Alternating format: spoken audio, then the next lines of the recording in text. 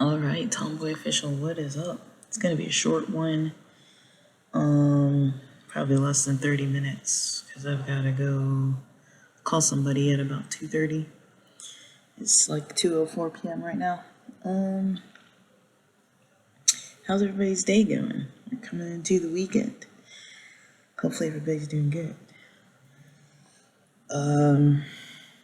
So I'm making an attempt to upload podcast episodes onto YouTube. I have blocked my mother on there, so unless she comes up with a new account, I don't think she can watch my content. So I think I'm fine with it. When I originally posted on there, one of my original posts, she had commented, and I was like, oh no. So I just, basically that kept me from posting, but they're not, at least at this time, they're not going to be like video footage.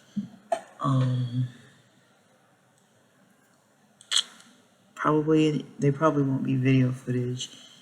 If it is, it might just be random footage, probably not just myself. I don't know though. I just don't think I'm gonna do that, to be honest. So I don't even want to make people think that that's what I'm trying to do. I do have a few videos up there, but they're old. They're like 7 years old or something. I don't know. They're really old videos. But I'm 105 episodes uploaded, and I think I accidentally set them all to private while they're uploading, and I don't think I can undo that while it's uploading. I don't know, I've never done that before. Basically, I put the RSS feed from Spotify for podcasters onto the YouTube podcast content, but it's still uploading. It only uploaded 105 out of like 514 episodes. So if it says episodes will resume uploading tomorrow, which I'm assuming means uploading near the time that I had started uploading, or started uploading yesterday, which was at about almost 3 o'clock. So I'm hoping maybe today that at almost 3 o'clock they'll be starting to upload again, but it looks like this is going to take me past the weekend. You know, I've got like 4 plus more days of uploads. So that's longer than I thought, but I also didn't want to do it manually. I maybe could have uploaded more than 105 a day, but come on. I don't want to spend time doing that. I'm just hoping it'll work. The episodes are set to private, not for any particular reason, just because of a mistake that I made by not putting that. I have another podcast that's uploading, but it says 104 were uploaded and 164 episodes will resume uploading tomorrow. I don't know why it says 164. I think that podcast has like 600 episodes. Unless it doesn't. Maybe it doesn't. But either way, it's still going to take 2 more days. So that's what I've been up to. It took me, let me see, I calculated pretty much the time it took. It took me yesterday from late in the morning till almost 3 o'clock to figure out how to do it. So, and then I spent till pretty much almost 4 o'clock after a long lunch. Pretty much, I had lunch between, at a normal time. I had lunch around noon yesterday, and then, yeah, pretty much that's all I was doing yesterday, was trying to work on uploads and stuff.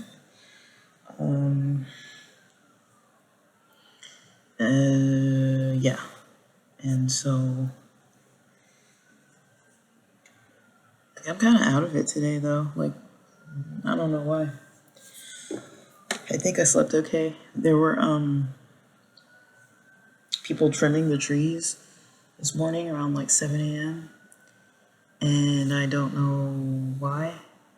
They were trimming them out in front of our house. It was like some kind of service or like the city or something. And so it wasn't, I don't think I would have gone back to sleep, but that was kind of early. Um,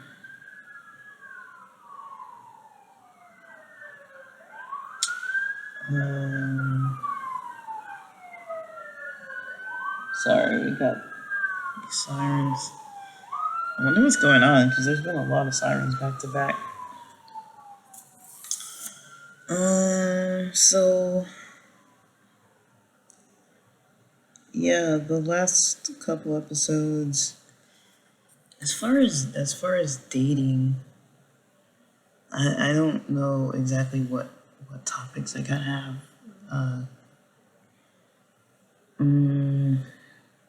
But I guess just as far as just if I say miscellaneous topics, I can't believe it's Friday. If I say miscellaneous topics, we'll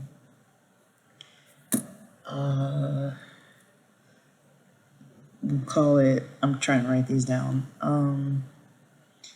We'll dive back into a little bit of the religion I grew up in, as well as just how communication worked in that religion. And, so that, we'll talk briefly about that. I really don't have a lot of time. I've got like 20 minutes. So we'll talk briefly about that. I know I can go off on tangents, so hopefully having a time constraint will help me. It might not. Sorry, but it might not. I kind of also wanted to talk about like online, like apps, OnlyFans, Quinn app, apps like that. Maybe we'll keep it at those topics. And so when it comes to religion and communication, the religion I grew up in was very I mentioned it before, like you couldn't really openly communicate too well unless you were kind of like taking a risk or unless you really knew very trustworthy people. And that is something that, takes time to determine. Most people were nice though. I wouldn't say like I ran into like a bunch of people on my end that were like completely like terrible. Like not to me. I was around people that were just like, definitely some people with some anger issues, people who didn't mind like lashing out at others. Like, example, band practice in a gym at the religious school we used to go to. The singer threw one of those old school, like heavy microphone stands as far as he could throw it, and it broke. On another occasion, I don't know why he was angry and stormed out. He kicked a hole in the wall. Another instance, he had driven the drummer and him lived near each other, and so they carpooled, and he got mad at the drummer once and left the drummer behind. Even though he had given him a ride, he left him behind out of anger, and he had to get a ride, home with the pastor, who also lived kind of nearby him, in that like Marina Del Rey-ish kind of area.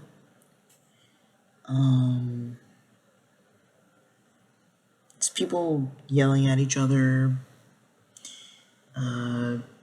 arguing, people who were maybe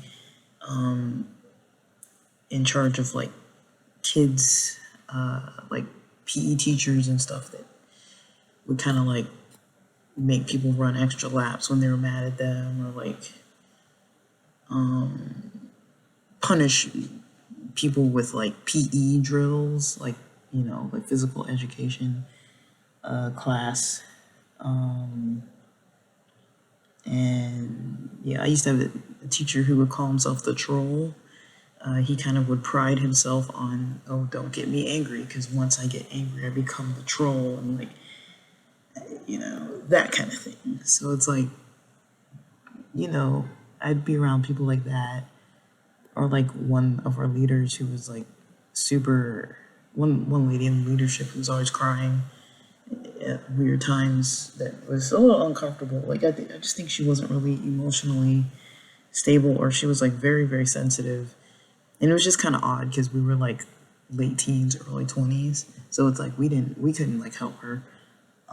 But she'd be talking about like Noah, and then start talking about like relationships, and just start like bawling, and like we just be like, I don't know, like. But she wasn't mean to us. She was just crying a lot. And there's nothing wrong with crying a lot. I'm just saying, like, the way in which she was doing it, it wasn't like we didn't understand like what was upsetting her. Like, she'd be teaching a lesson and just like start crying about things, and it didn't seem like it was like a particularly emotional topic. Usually it wasn't like a crucifixion or like some kind of like negative topic where you're like, oh, like this is like sad. It wasn't that. It wasn't that. It was something else. So I just don't really know, but that was interesting. Like it was just interesting, the styles of communication, like how like that was like about as negative as it got. I don't know that many people who physically were like hitting other friends or like members of the church. I don't know if I've ever witnessed anybody getting in a fist fight or anything like that.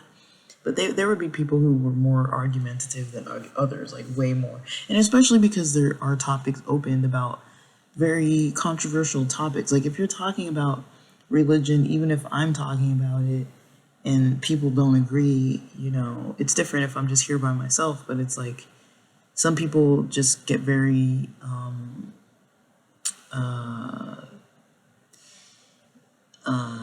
you know, opinionated and emotionally kind of like, you know, if you say something kind of against their opinions or their beliefs, they really want to argue their own point, and I get that. That's valid. Honestly, I don't really like appreciate those kind of conversations. I like to just talk about stuff, but some people, just like with politics and other belief systems, like, you know, there's certain things you just can't really bring up with every single person and expect that they're gonna, you know, be okay talking about it, and it's gonna be like just like you're talking to your buddies that you're comfortable with, that you might not argue with. There are some people who cannot help arguing about certain stuff, and so I've just learned not to talk about it with certain people or with most people until I know that they can hold space for maybe like other people having their own views and their own practices and their own opinions and way of living life. You know, even if you're saying like what, you know, political party you agree with or whatever, like some people just can't hear that. And I mean, that's I don't know, that's just how it is. It's a choice, I think, to like involve myself in arguments. You know, like it's a choice to like engage in those conversations. Like I'm rarely in a setting where it's like you have to have this conversation no matter what. It's like no, usually it's a choice. And so yeah. But yeah, just the personality styles with the anger, or just people who, you know, you can't really be too open around people without the risk of it, of getting hurt or exposed, or somebody spreading gossip. And it doesn't have to be like with malintentions. Like maybe they're like, oh, don't tell anybody else. Like a lot of times that's how it happens, is everybody says don't tell everybody else, and everybody's telling everybody, oh, I just told one person. But it's if like 20 people just tell one person, it's like, goodness. So that was kind of like the mentality. Like I've never known too many people that would just put somebody on blast like to everybody all the time. But it's happened on occasion. But I think it's. I was watching this comedian. I think she goes by like Robbie or something. She was on Ashley Gavin's We're Having Gay Sex podcast.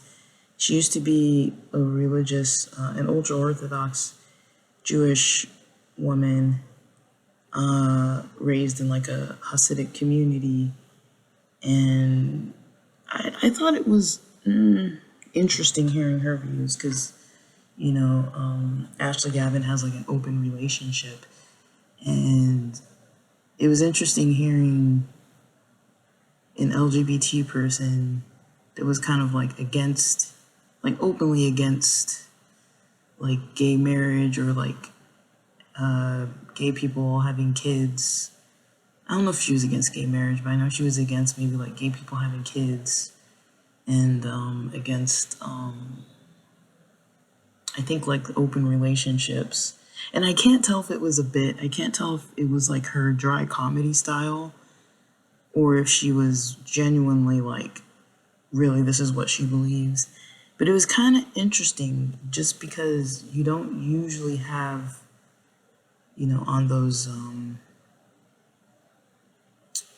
types of episodes, you don't usually have LGBT people who aren't too open-minded, which is kind of an interesting perspective, because I could tell like Ashley Gavin's like face, her response, and then all the comments, not all, but a lot of the comments under were like, whoa, like what's going on, like people were like uncomfortable with it. But it was just interesting to see, because usually you don't see, and I don't know if it's because that lady had been like super religious. I don't know. Maybe she would have been like that anyways. She would have had the same opinions. I don't know if this person identifies as she.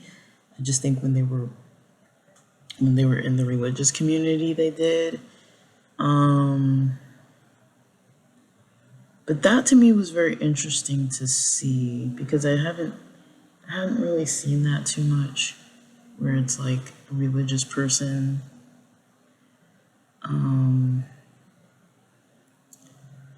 a religious person being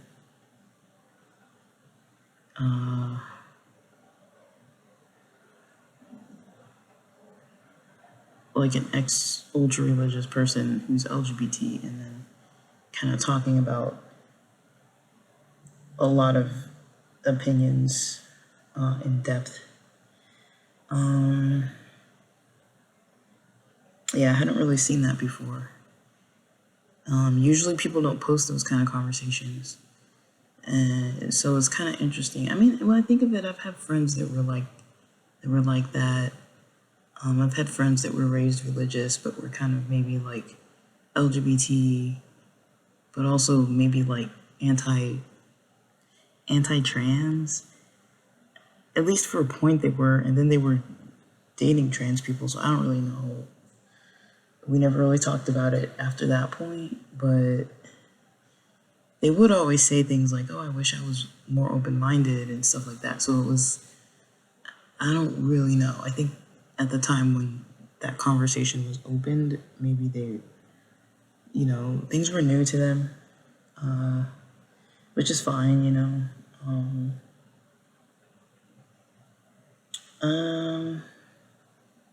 and I think too, it's kind of hard to know how, like for some people, it can be hard for them to know how they're gonna like or react to different types of people, like as far as diversity is concerned. Like if they're not used to knowing different types of people, and I'm not even talking just like dating, even just like hanging out. Some people only hang out with maybe their own religion, or only hang out with their own race or their own, language group or whatever, and, or own like ability or disability group. And they kind of, don't really branch out much. And then they don't really have a lot of opinions or experiences with people who are different in certain ways. And so they might not be too comfortable trying to like just jump into like dating or meeting or hanging out with people that they don't know yet. But I think from what it seems like a lot of the time when I've seen people hang out with others of different kinds and have diverse experiences, as long as the situations go well, I haven't heard that many people that are prejudiced and actually actively take a while to get to know people with diverse aspects to them. And there's still prejudice after that. It's like, I don't know. I maybe it happens, but I don't. I've usually heard like, usually if people had like bad experiences or like, even if it's not bad, but they just maybe couldn't see themselves hanging out in certain neighborhoods or certain, maybe there's certain things about certain cultures that people didn't like. Like maybe certain cultures drink a lot and they're like sober and they're like, I really don't want to like be around these types of people, even if it's like an ethnic thing. But I don't really know. I don't think I'm gonna have enough time to talk about these apps. I don't know what I really wanted to say anyways. But apps like OnlyFans, Quinn, it's kind of like apps on the more erotic side. Dating apps as well. Yeah, it's kind of like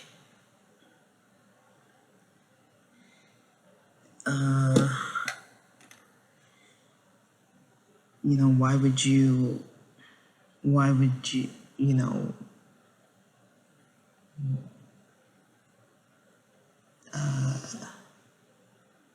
I don't know. Some people have issues with it. I think the only issues I really have is like if there's like the potential for like addictive stuff, that's the only thing that I would just say, oh, take caution. And as long as people aren't being like used or manipulated into those situations and they're fully consciously, preferring that and wanting to be there, then I can't really find much of a complaint about it. I think some people have issues with the empowerment aspect. Like they don't want certain genders or certain, groups of people to be like empowered, expressing sexuality, because sex sells. It can be a very empowering thing financially to get people, committed and into your craft or your art or your work or your whatever you're promoting and trying to present to people. You might be able to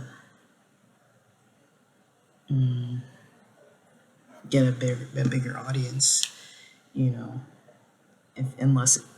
you're not just doing like purely educational nerdy stuff, like you might get more people tuning in if you're doing something a little on the sexier side.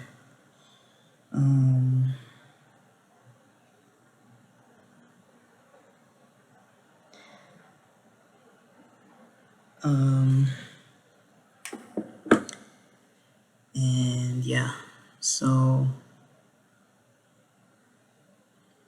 I don't know.